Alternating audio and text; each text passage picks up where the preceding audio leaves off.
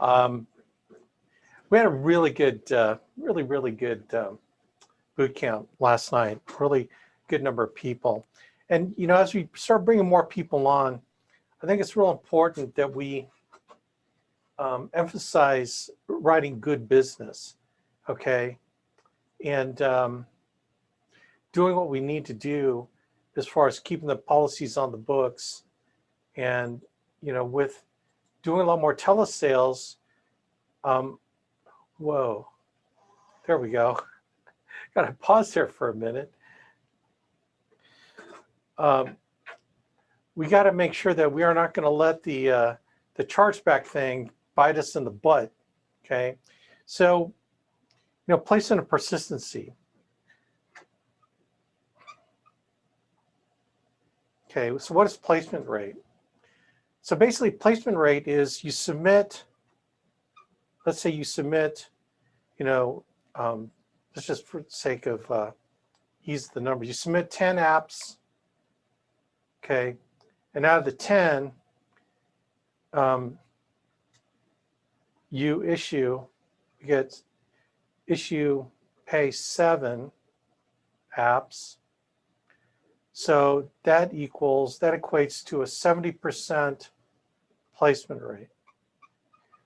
And I think the overall average, just NAA-wide, the alliance-wide, is about 75%. It hovers between 70-75%. Okay, of all the apps you submit, that you're going to get 70% placed, right? And so we all want higher. Like the top agents in my hierarchy, they get a 90% placement rate. So 9 out of 10 goes issue paid. So what impacts your placement rate? What are the things that impact it on a positive way? Well, number one, relationship with the client. It's this trust factor that you can amp up by doing what Joy did. You know, really cultivating that relationship, getting to know them, using their first names, finding out about their children, their spouse, their loved ones they're trying to take care of. You need to really know them and let them know, get them to know you.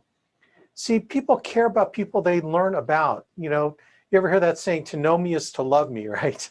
Well, you know, a lot of times that's true.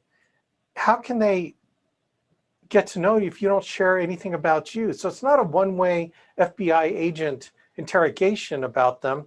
You're sharing stuff about you, your family, things that you can relate to with them, finding bridges. I call it building bridges, you know, finding those areas of commonality that really help to build the bridge and the relationship. And this is probably the number one factor of placement, is building that trust and that relationship, and being trustworthy, right?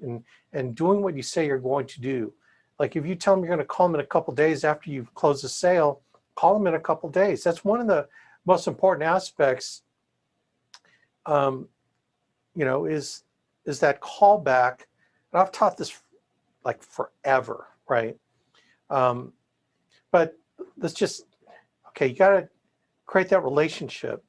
And that is the bond and rapport, okay? /R bond and rapport. And I've got massive videos on the bond and rapport process, all the Sandler stuff on bond and rapport, the neurolinguistic programming stuff on bond and rapport. There are techniques and things that you can use in order to develop that relationship and trust. So this is a serious element in both placement and persistency for them to keep their policy. Okay, but we're talking about placement rate. Number two, you got to know your underwriting guidelines. In other words, you have to know if a client can really fit into that product.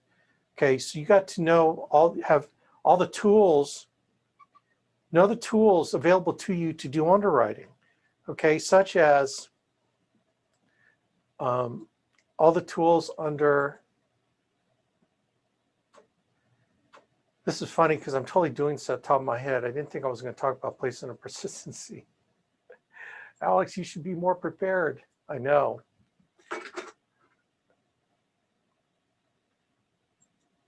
I do actually have this up. I should. AllianceQuoting.com, okay? AllianceQuoting.com is the go-to web page, which forwards you to NA University. And all your underwriting tools are right here. Okay, now beyond just the product guides. The product guides, I think, are the best way, and the underwriting guides are the best way for underwriting. But if you want to really find out how each product handles a client situation, like, you should never be beat on the stuff that's in your control, like height and weight. You should never get a decline based on height and weight, because you know what the height and weight charts are. They're right here. Height and weight charts by carrier. You can open it up, and it starts with the term products, all these term products, and it's got all the new ones, American Amicable, right? Final expense products. There's a table of contents here. Other products. They're all here. Just scroll down, you find the right product, you look at the height and weight. You should never be beat on height and weight tables, okay? Medication lists. Never should you ever have a problem with medications. These show the medications that are declinable, right? So this is like Forrester's strong foundation term, Abilify, antipsychotic, decline. So if a client says, well, I've got Abilify, I'm taking Abilify, in your mind you're going, uh-oh, looks like we're going to need to go to, maybe a whole life product, because, term handles, up to table 4 standard, whole life goes up to table 6. So let's see if we can go to a whole life product. So let's scroll down to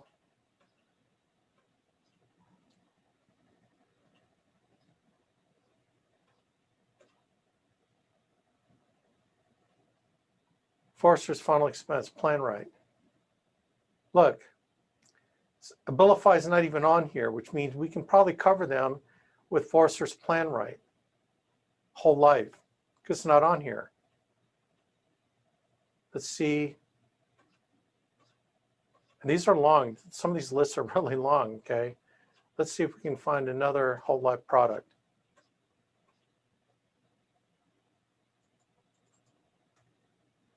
Mutual of Omaha Living Promise. Okay, Abilify, it's asterisk. Proposed with the medication marked with asterisk may qualify for graded benefit. So Abilify at least is a graded benefit product, Mutual of Omaha. So you see how the medication list can help you, guide you on medications. What other cool things are on here? Final expense underwriting grid. The underwriting grids go by conditions. So let's say your client had congestive heart failure. This tells you how every carrier will handle congestive heart failure. So decline if, CFG classic choice, decline if ever diagnosed, treated for, or medications, also cardiac defibrillator, implant, except pacemaker. So declined if ever, okay? So congestive heart failure is not cool with CFG. Decline if. GTL, Heritage Whole Life, looks like it's okay. We've got Great Western is okay because they're guaranteed issue. Guaranteed issue, Sons of Norway, guaranteed issue. I'm not sure if GTL Heritage Whole Life is guaranteed issue or not, but it goes from ages 40 to 90. Okay, so GTL might be a good choice for this person, all right? But this is really cool. So this is the whole life final expense underwriting grid. Then you got term, same thing, it looks the same. All these different diabetes. How did each carrier handle diabetes? Very detailed here, okay? Again, you should never be beat on things that are in your control, okay? So these are the underwriting tools that you have at your fingertips. And basically you can go to each product guide and underwriting guide for each carrier, and they have all this stuff in there. So what we've done here is we've kind of consolidated it in one simple, easy to click type of function, okay? So you have the underwriting guides available to you in order to ensure that you aren't going to get beat. Now here's the other thing about placement. It's one thing to know your underwriting guides, but you got to ask how you ask the health questions. Asking health questions. In other words, You got to get the client to fess up with their health issues, right? And so you got to ask it very, you know, and so I do the setup. The setup is, now Joe, I'm gonna ask you some very specific health questions to help me out with determining, you know, what product I can get you in. Now, before I ask you these general questions, you know and I know that all your health stuff is on a database in the sky, right? All your serious health issues, if you've ever been to emergency room, all your medications you've ever been prescribed, whether or not you've taken them, okay, there's a database that shows everything that's been prescribed you, and all that counts against you on the health side, okay? And so it's important that we're as accurate as possible so that we can determine what product is going to fit, because they're going to know. And here's the problem, Joe. If you don't mention something that's in your medical records that's already in a database, we submit the application, and then they see that you didn't mention that you had congestive heart failure, or you didn't mention you had diabetes, or you didn't mention that you had a heart attack, or you didn't mention that you got prescribed nitroglycerin on your last emergency room visit, you know, only to find out you had heartburn. The insurance company is going to think you're lying to them. And we wouldn't want the insurance company to think you're lying to them on your application for insurance, would we? Because they'll automatically decline you, even if you did say, oh yeah, I forgot to, they'll think that you're lying, and they're not going to think that anything that you say is trustworthy. So it's important that we're as accurate as possible. Does that make sense, Joe? Now, again, you think that that long preamble, you got to do it because you get enough clients lying to you about their health and only to find that it's declined, and you call the client back and say, sorry, your policy was declined, I've got another product for you. They say, no, forget about it. See, the problem is they think they can go to Tom, Dick, and Harry insurance agent, and they're going to, if they go through enough agents, they're going to find the agent that represents a company that will take them if they lie to them about their health. You got to nip it in the bud and tell them, look, you might have gone through other agents and been declined. You know that all those declines are showing up in a database as well. So all the insurance companies know you've been declined once, twice, or 3 times, or even, they know you've been declined for insurance before if you have been. So it's real important that we really understand what your health is. Like, seriously, you just have to do that. You have to put a backbone in them so they tell you the truth. Nothing drives me crazy when an agent tells me, oh, it got declined. Why did it get declined? Well, they didn't tell me about their heart attack. It's like, dude, it's not their fault. It's your fault for not impressing upon them that they should tell the truth, okay? It's your fault for not impressing upon them to tell the truth. Does that make sense? So you got to put it in their face. And I'll tell you what, you got enough declines because you didn't have the intestinal fortitude to ask the questions in a nice way. You're nice about it. You're laid back. You're smiling all the time. You got to ask the questions properly, okay? You got to just, Here's the other thing on placement. Number 4, you have to follow up. When you close the sale, that's not the last time, man. Don't think that you're going to launch and leave.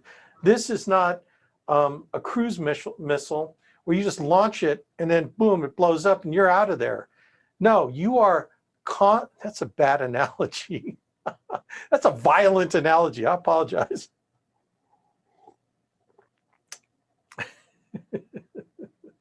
Forgive me. Whenever you close a sale, I tell them, I don't care if it's in the home. This typically, when I've sold, it's sold on the home. I said, okay, Joe and Mary, I know you're going to have questions, okay? So when you have questions, I want you to write it down. I give them my card, okay? I want you to write it down, and then I'm going to call you in 2 days to make sure that I answer your question, okay? Is that fair enough? And why are you doing that?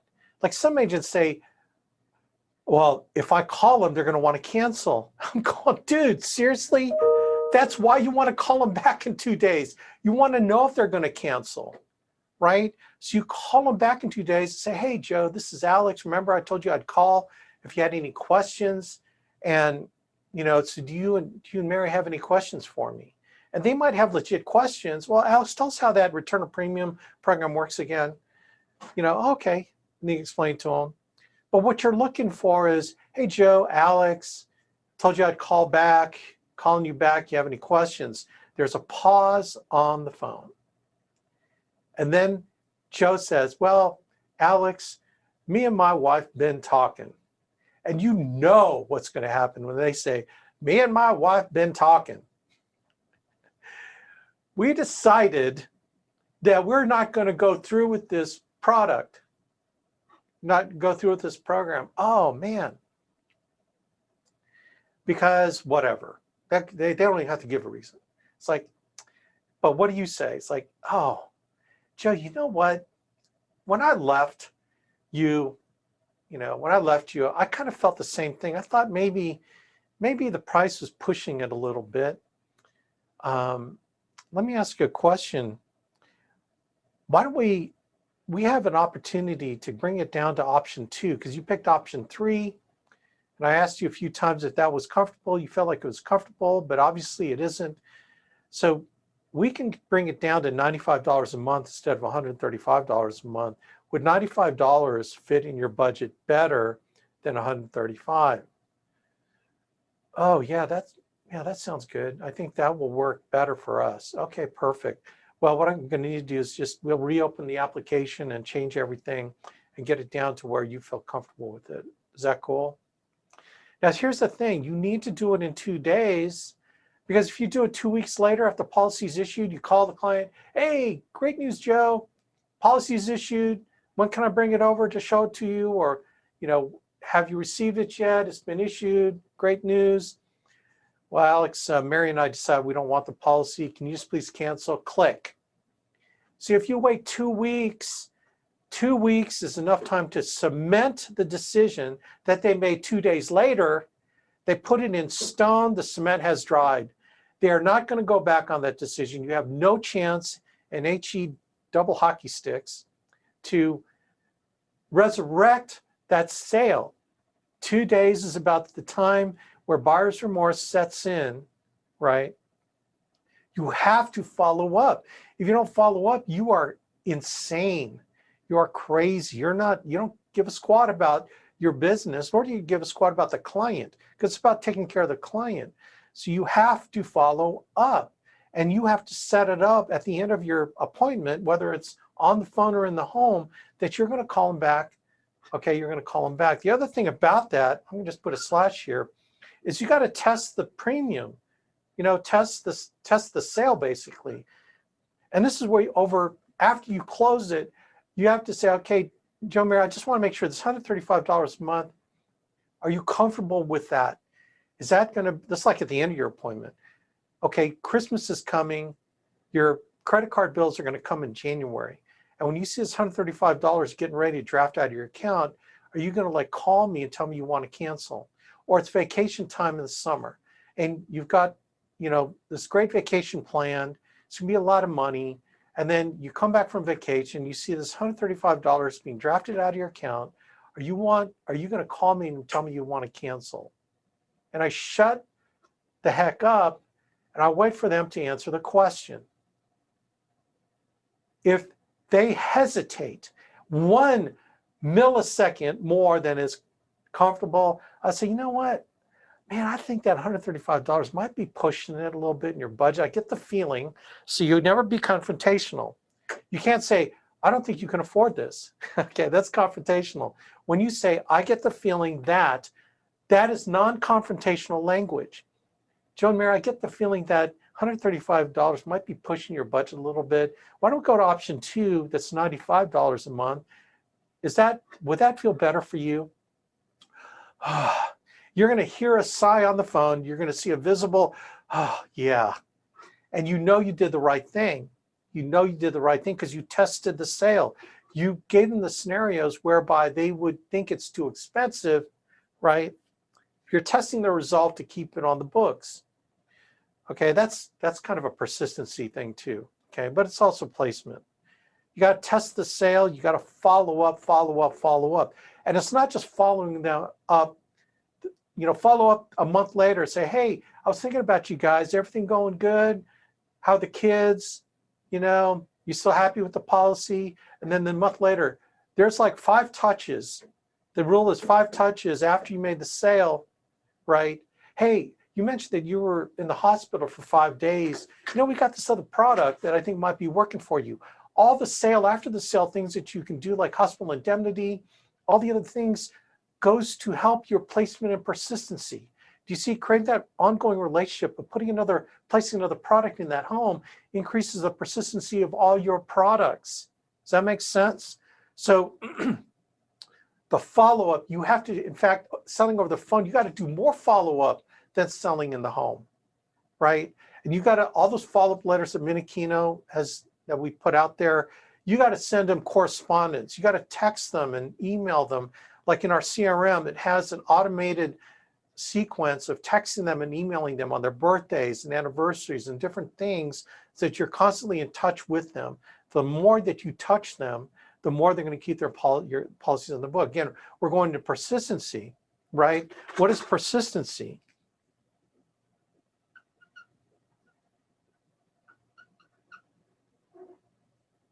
Okay, that's when you've got those 7 apps that you placed. How many are going to be around 13 months? So 13 months later, if you've got 3 apps still in place, oh my gosh, you're about ready to get fired by Foresters. Like, I am not kidding. That is a terrible persistent. Our best agents get 90% persistency. Here's what I'd like to see: 7, maybe 6. Anything less than 6, like 5, terrible. Terrible. Okay, 13 months is really the measurement. Again, all this persistency stuff is a lot of this stuff too, relationship, right? It's more relationship oriented, follow-up oriented, making sure they can afford it oriented, testing the sale, okay? Keeping that client on the books, keep them in touch with them in your CRM, because it ain't done until 13 months has gone past. Now, 9 months is the chargeback period. Okay, 9 months is a chargeback period. So if they cancel within 9 months, you're going to get a chargeback, right? 6 months for guaranteed issue whole life is the chargeback period, because it's a 50% advance. A 75% advance, you got 9 months, okay? But you need to be concerned about 13 months, because that's what Foresters is concerned about. And I tell you what, just my humble but accurate opinion, do not write Foresters as you're getting started with us, because you're brand new. You don't know how to do this stuff yet. You haven't incorporated it into your sales habits, and then you're going to have more drop off. And the company that will fire you in a New York minute is Foresters. I would not write Foresters as a new person. I don't care what anyone says. Alex, you're not endorsing Foresters. I am not endorsing Foresters for you new people. They're going to run into placement persistency issues because you don't know how to do this. And then they're going to fire you and will never contract you again as long as you live. Hey, I'm like not kidding. Now look, Foresters is a great company, but it's not the only company. So if you get fired from Foresters, it is not the end of the world. Okay, like, please don't like overblow Foresters' value. They're a great company. They got cool member benefits, but don't get all hung up if you finally get fired from Foresters. Consider it a relief, okay? But you don't have to worry so much. Well, you should worry about placement persistency, but you don't have to worry so much about how Foresters is. Okay, can I hear an amen from somebody? Is this making sense? Placement and persistency, you got to implement the discipline in order to keep your policies on the books, particularly in this COVID-19 sell over the phone era. You have to touch them, touch them, touch them. You don't do it, and you're just like, man, you are just asking for problems, asking for problems. And you'll be a short timer with us, like truly, you'll be a short timer. Because if you don't get enough business placed and keep it on the books, you're not going to make money. This is all about making money, right? Being in the business to make money. You have to do these things, okay? It is a must. Does anyone have any questions about this at all? I was just going to make a statement. You got to make, in order to help with the persistence, I would say you need to ask questions about their finances, not just make assumptions, to make sure, kind of see in your own mind, can they really afford it, even though they may say they can? Yeah. Because otherwise they're going to hide, maybe not disclose all their credit cards and whatever. And that would, even though they might say, oh yeah, we can afford it, but you really need to kind of dig it down a little bit deeper. Plus that gives you another option maybe to help with the debt reduction product we have later as well. Yeah, we do have a debt reduction product, which actually works pretty well. But yeah, so these are considerations, but you got to test that sale. You got to make sure it's affordable, and it's in how you ask the questions. You have to ask it with boldness and ask it kindly, right? But yeah, Don Webster, you know what I'm talking about, man. No-brainer payment. Yeah, absolutely. All right. So I kind of went over the tools that are important for this, but you got to have this, man. This is in the back of your mind.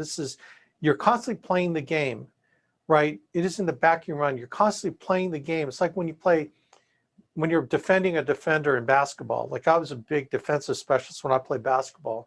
I played at a small college level when I played for a Navy team, actually, when I was in the Air Force. These Navy-based teams, man, we played like 4-year schools, private schools, and we beat them.